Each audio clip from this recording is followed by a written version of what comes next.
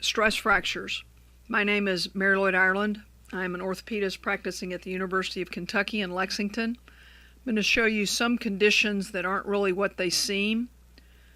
Stress fractures can be straightforward. There's certain higher risk stress fractures that we should make a point of diagnosing early, such as the tarsal-navicular, the dreaded anterior tibial black line, and femoral neck stress fractures. This is a 45-year-old family practitioner who didn't start early enough in training for his 10K race, so he significantly increased his mileage over a 2-week period. He had right groin pain and actually came in to see me with his x-rays and an MRI scan 2 weeks after he started having right groin pain. His plain radiographs really looked normal. Get concerned with groin pain. Does he have something going on with a femoral neck? These films are normal. An MRI scan he brought in really paints the picture of a femoral neck stress fracture with significant bony edema.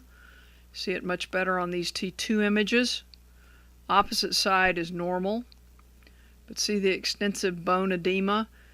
This originated on the compression side of the femoral neck, not the tensile side. The tensile side of any bone is a more concerning one for early internal fixation, but this is on the compression side. This is his bone scan. Again, it's about 2.5 weeks since he had symptoms. Increased activity, inferior aspect of the femoral neck. And this is now 2 months following his injury, and you can really see the sclerosis here. There was never any displacement. He has sclerosis here on this compression side of his femoral neck. He didn't make the race. He stopped running. He used crutches in the office. His symptoms improved very quickly. Follow-up MRI scan because he could order it himself. This is what it looked like. Still significant extensive bone edema.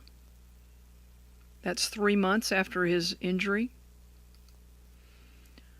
And now 3 months on his x-ray, you can still see the sclerosis, almost see a little fracture line right there. And still the MRI scan is abnormal as we would expect it to be.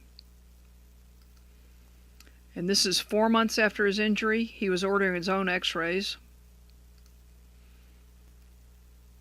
He healed without any problems. So when we look at stress fractures, the ones that will heal are the compression side, as in this family practitioner.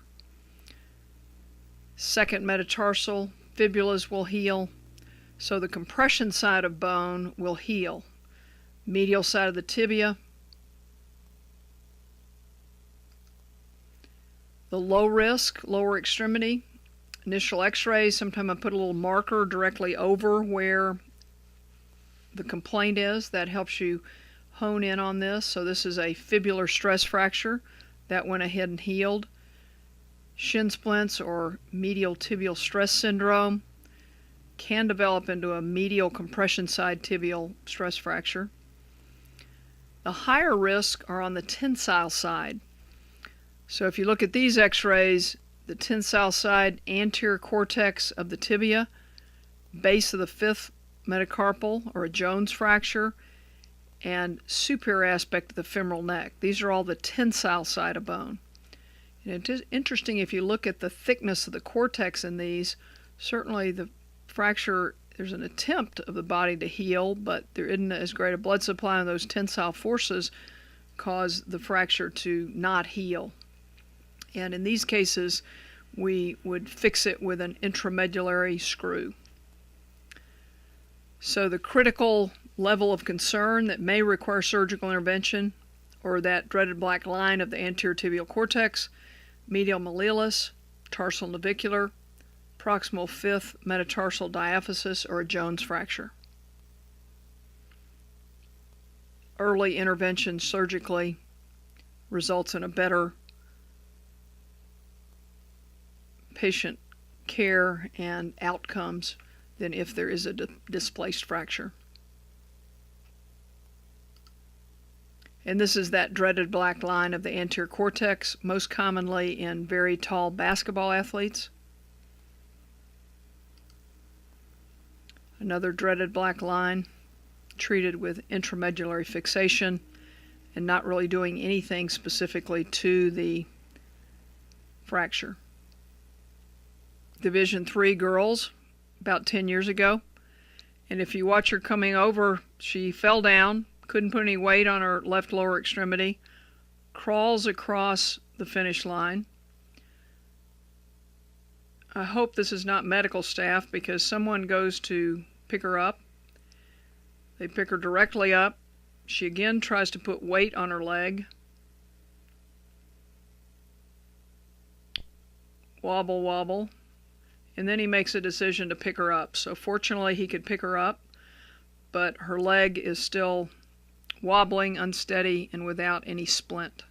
This is not the way to carry an injured athlete off the court or the course. Probably she had a dreaded black line fracture that was just finished off at the end of this cross-country race.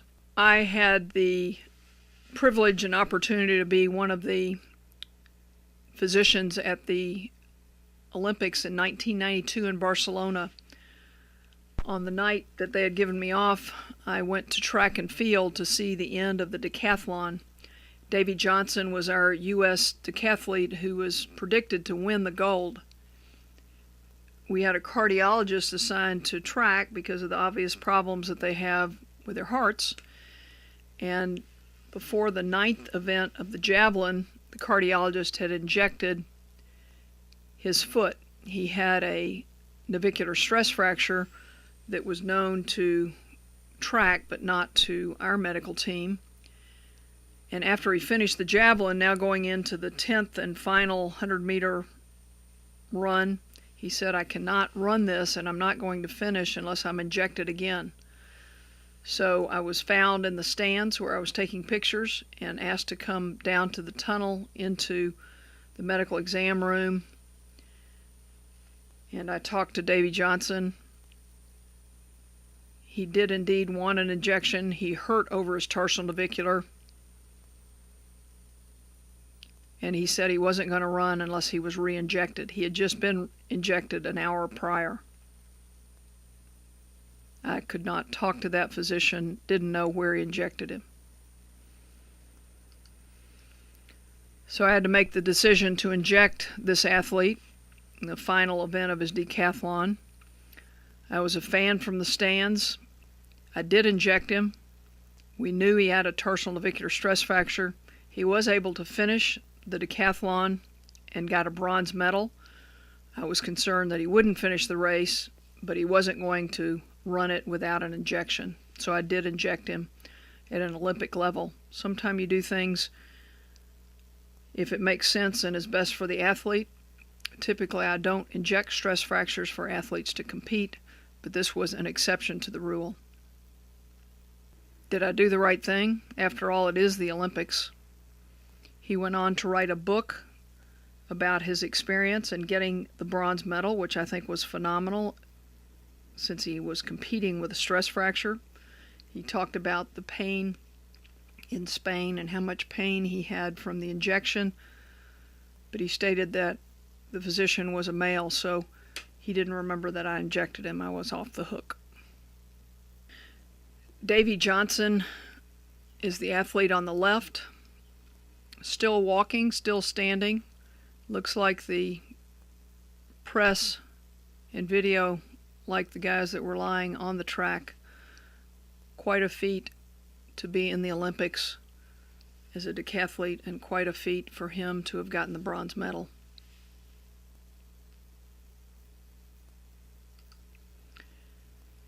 Tarsal navicular fractures are not that common, but we should diagnose them early.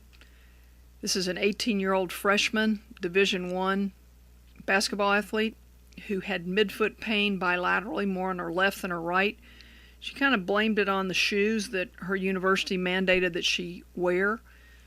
When I asked her about her periods, she said she had normal periods. The definition of normal periods for her was having 2 per year when she was not playing basketball, so you must get a little better detail history before you say normal periods.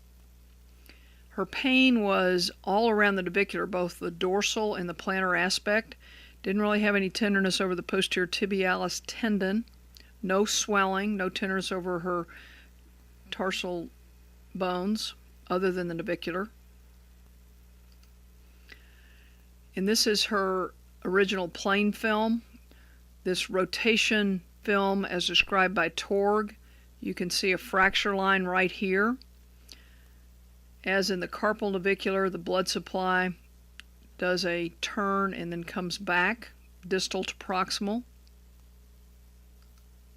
She did have a CT scan performed, and the more symptomatic left side, that navicular propagates all the way down to the plantar aspect.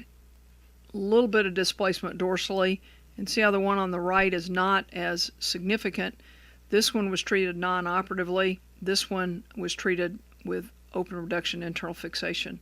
However, her bone scan was very hot on both sides. Symptoms had been 2 months of pain. So again, her left, and this was her right, sclerosis there. Body was trying to heal.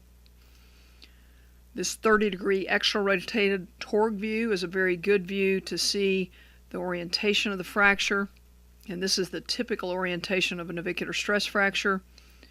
So get this view acutely. If the athlete does have pain around their midfoot, around their navicular, it may change from being plantar or dorsal, but early imaging with an MRI scan, CT scan, or bone scan. You don't need them all. MR would show bony edema. CT scan would show any displacement and propagation of the fracture, as I showed on previous slides. This is a picture of her open reduction internal fixation of her left side. We put her in a wheelchair, her right one healed, and this shows the orientation of the screw, and we did a local bone graft from the distal tibia. She did well. I hope these cases will make you think about certain conditions that you may not have thought about before. Remember, you may not have seen it, but it has seen you.